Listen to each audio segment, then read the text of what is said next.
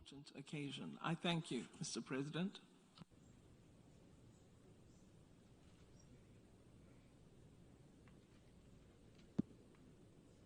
President of the General Assembly, Mr. Abdullah Shahid, General Secretary of the United Nations, Mr. Antonio Guterres, United Nations High Commissioner for Human Rights, Ms. Michelle Bachelet, Excellencies, ladies and gentlemen, it is 20 years since the world adopted the Durban Declaration and Programme of Action.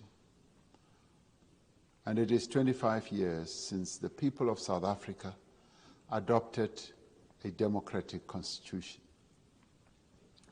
In that constitution, we affirmed that as South Africans, we are called upon to build a society based on social justice and fundamental human rights, with a view to correcting the injustices of our past.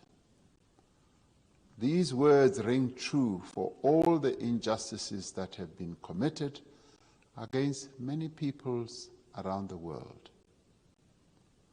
Slavery was one of the darkest periods in the history of humankind and a crime of unparalleled barbarity. Its legacy persists in the Americas, in the Caribbean, in Europe, the Middle East, and in Africa itself. Millions of descendants of Africans who were sold into slavery remain trapped in lives of underdevelopment, disadvantage, discrimination, and poverty. South Africa calls on the United Nations to put the issue of reparations for victims of the slave trade on its agenda. We support the adoption of special measures, including affirmative action and targeted financial assistance as restitution to communities whose ancestors were sold into slavery. We further support all measures being undertaken to address the historic and contemporary discrimination against people of African descent. This includes increasing representation of people of African descent in global institutions and in positions of leadership. As we strive to correct the wrongs of the past, we must combat the racism, sexism, and national chauvinism of the present. Racism directed at ethnic minorities, migrants, refugees, the LGBTQI+ community, and other marginalized groups has led to the denial of opportunity, to institutionalized discrimination, and to violence.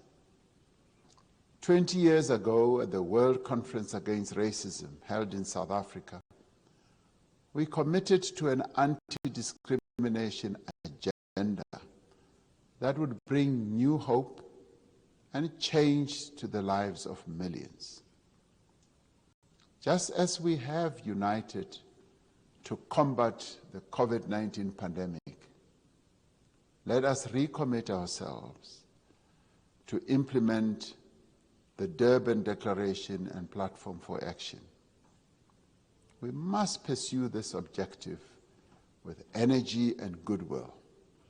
Ending racism is a fight in which each of us has a stake. Let us allow humanism to be our guide and solidarity. And solidarity must also be our strongest force. We are called upon by history to redouble our efforts to build a world that is free of racism, to right the wrongs of the past, and to restore the human dignity of all. I thank you.